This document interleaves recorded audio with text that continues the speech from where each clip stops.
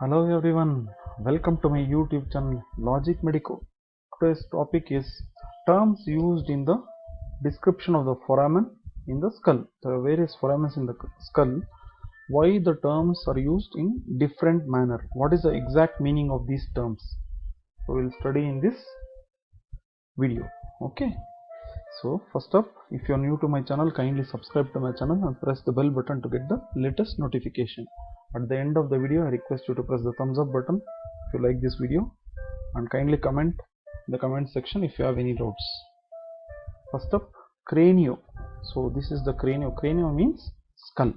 Okay. So anything which refers to cranio or starts from cranio, prefix cranio refers to skull. So craniotomy, otomy means putting an incision or cutting through. So cutting through the skull is called as opening of the skull or cutting through the skull is called as craniotomy. Ectomy means removal, otomy means cutting through or opening off. Cranial nerves. From the brain, the nerves which are emerging out is not brain nerves. Since the brain is present within the cranial cavity, it will be called as cranial nerves. The nerves coming out of the skull is called as cranial nerves. Inside this cranium, there is a cavity called as cranial cavity. So what happens? What is this craniosynostosis? Okay. Cranio refers to skull. Synostosis refers to osteo means bone. Syn means together. Of course, these bones are held together by suture, but if at all this suture closes earlier, when we are born up to the second birthday, second year of postnatal life, there will be membranes between the bone. Actually, there is no suture also, there is membrane. They are called as fontanelles. So they will allow our brain to grow. So if at all there is a premature closure of these sutures, cranial suture, it will be called like this, craniosynostosis. Of course, it affects the child brain growth because the suture is already fused. The brain wants to grow. The brain wants to grow, but this skull is not allowing it because of craniosynostosis. It's a congenital condition. What is cephalo? Cephalo refers to head. So what is encephalo? En means within. So within the head. So within the head, what is our brain? Encephalo means within the head. So there is prosencephalon meaning forebrain, mesencephalon meaning midbrain, rhombencephalon meaning hindbrain. Encephalo means within the head. Within the head, what is the brain? So pro means front, forebrain, meso means middle, midbrain, rhomben means behind or the hindbrain. So that is about the cephalo. Come to the various interesting foramens in the skull and what passes through that. See, this is the cribriform. It is like a sieve. It is pierced by multiple holes. So that is referred as cribriform. So the first cranial nerve, which is called olfactory nerve. This olfactory nerve passes through the cribriform plate of ethmoid bone. So it means sieve-like. Cribriform means sieve-like. Like a woolen cloth, it will be there. Okay. Next. So what exactly is the meaning of foramen? Foramen just means a hole within the skull which allows passage of structures from one region to the other. It may be from outside the skull to the within the cranial cavity or vice versa, or within the cranial cavity to the exterior. So foramen is just a opening in the or a hole within the skull which allows passage of structures from one region to the another region. So come on to the first one, optic foramen. So optic refers to something relating to or pertaining to the vision or sight. So the nerve of vision is called optic nerve. Okay, the nerve of vision is called as optic nerve because optic refers to vision. So that nerve will pass through a foramen and that foramen is called as optic foramen. The eyeball is there within a conical structure called orbit. Okay, from the orbit, the optic nerve emerges out into the cranial cavity to reach the brain through a foramen called optic foramen. So it connects this orbit to the cranial cavity. Okay. Next up, superior orbital fissure. So I just now told you orbit is a conical structure which is present in the front of the skull. Okay, anterior portion of the skull. So fissure basically means a cleft in the orbit. Can you see one cleft here? If it is present in the upper portion, we call it superior orbital fissure. If it is present in the lower portion, we call inferior orbital fissure. Not many structures passes through the inferior orbital fissure except few emissary vein. Through superior orbital fissure, the third, fourth, and fifth cranial nerve, ophthalmic division of fifth cranial nerve, along with sixth cranial nerve. So 3, 4, 5, and 6th cranial nerve passes through the superior orbital fissure. Third means oculomotor. Fourth means trochlear because it supplies superior oblique muscle. And fifth means trigeminal. It has got 3 divisions: ophthalmic, maxillary, and mandibular. So here ophthalmic division will pass. And 6th cranial means abducens nerve, which supplies the lateral rectus. So third, fourth, ophthalmic division of 5th and 6th cranial nerve passes through this cleft and reaches the orbit. Third, fourth, and sixth supplies the extraocular muscle, whereas the ophthalmic division is a purely sensory nerve which carries sensation from the eyeball towards the brain. So obviously, just now I explained, this superior orbital fissure transmits nerves and blood vessels to superior ophthalmic vein, inferior ophthalmic vein. Through this optic foramen, ophthalmic artery enters. Foramen rotundum. So what is this rotundum? This is the foramen. It is shaped like a rounded shape. So in Latin, round means rotundum. This foramen rotundum transmits the maxillary division of the trigeminal nerve from the middle cranial fossa into the pterygopalatine fossa. Then it enters the maxilla. As the name suggests, maxillary division supplies everything in the maxilla, including the cheek, okay, and even the upper lip. So maxillary division of trigeminal nerve passes through a round shaped foramen called foramen rotundum. Next up, foramen ovale.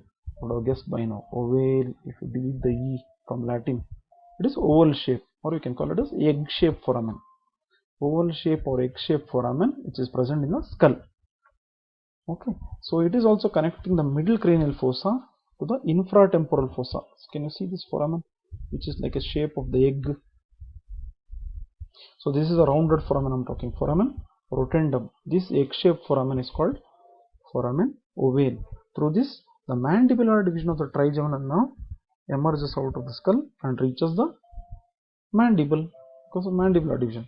So supplies everything in the mandible. In addition to that, in addition to being sensory, it supplies muscles of mastication. So it is also motor. So the mandibular division of trigeminal nerve leaves the middle cranial cavity through a oval shaped foramen called foramen ovale. In addition to this, accessory meningeal artery enters to supply the meninges of the middle cranial fossa.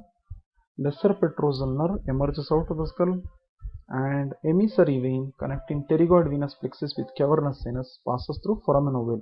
Mnemonic to remember this is MALE, M-A-L-E, M for mandibular nerve, A for accessory meningeal artery, L for lesser petrosal nerve, and E for emissary vein.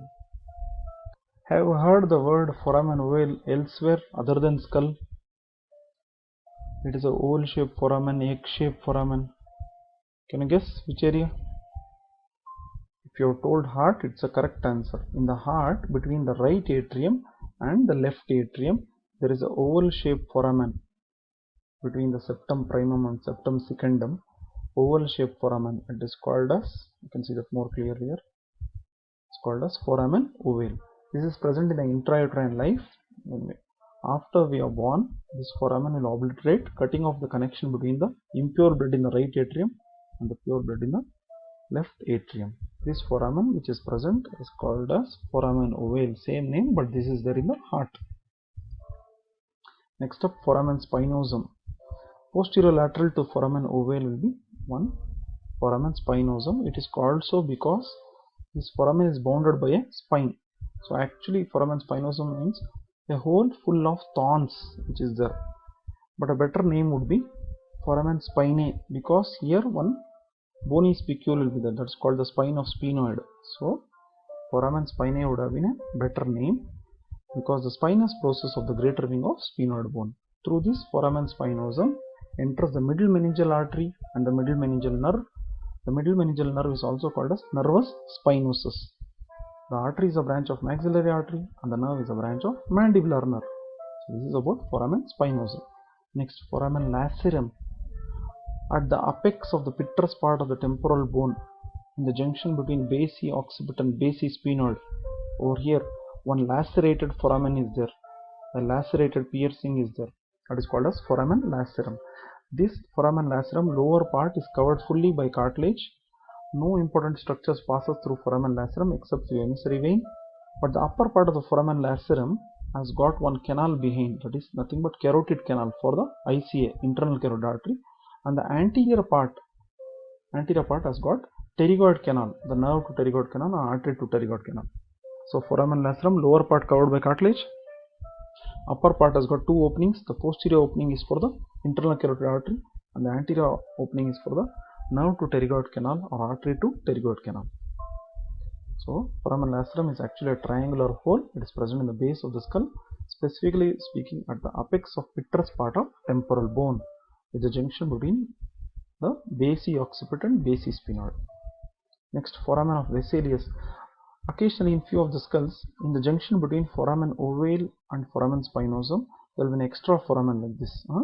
This is called as foramen of Vesalius. It's actually called sphenoidal emissary foramen because emissary vein passes through this.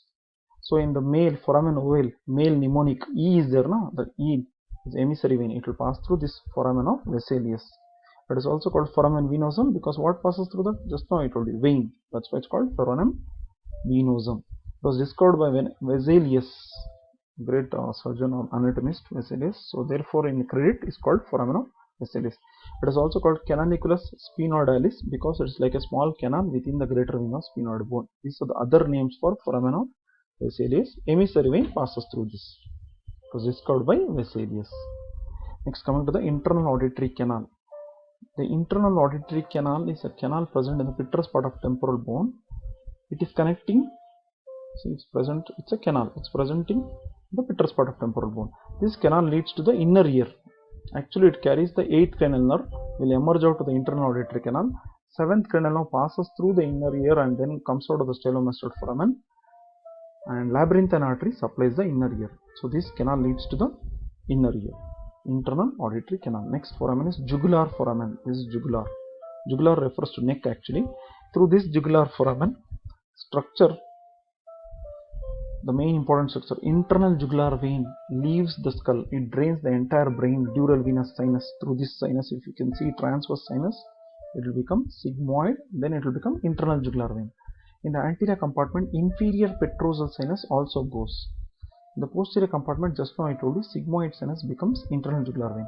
In the intermediate compartment, 9th, 10th and 11th cranial nerve passes, that is glossopharyngeal, vagus and spinal accessory respectively.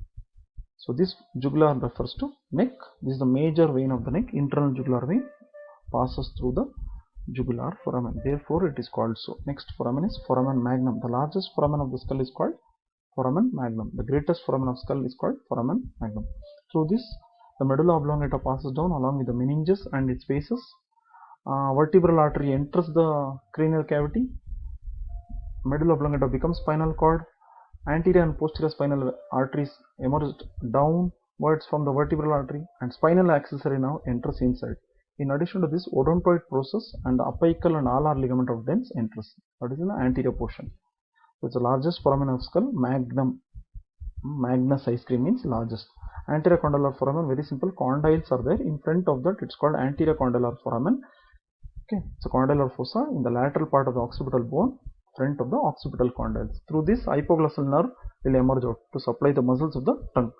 So this can also be called as hypoglossal canal or hypoglossal foramen. Coming to the posterior condylar foramen, behind the condyles, behind the occipital condyles in the lateral portion, there will be foramen called as posterior condylar foramen. Through this, emissary vein connecting suboccipital venous plexus with dural venous sinus emerges out. So behind the occipital bone, therefore it's called posterior. Behind the occipital condyles and it's present in the condylar fossa. Structures passing is mainly emissary vein. Okay. Next, palatine foramen. This is a hard palate. In the palate there is a foramen. One big foramen is there. It's called greater palatine foramen. One tiny foramen is there. It's called lesser palatine foramen. Through this, greater palatine nerves and vessels passes. Next, incisive foramen. Incisors are the tooths. Anterior 4 tooths are there, sharp. They help in cutting. They are called the cutters. So therefore, the foramen present over there is called incisive foramen. Through this incisive nerves, greater palatine nerves and vessels enter the nasal cavity. It's called incisive foramen. Kindly like and share this video with your family and friends. Press the thumbs up button if you like this video. and subscribe to my channel if you have not yet done, and press the bell button to get the latest notification. Thank you once again for watching this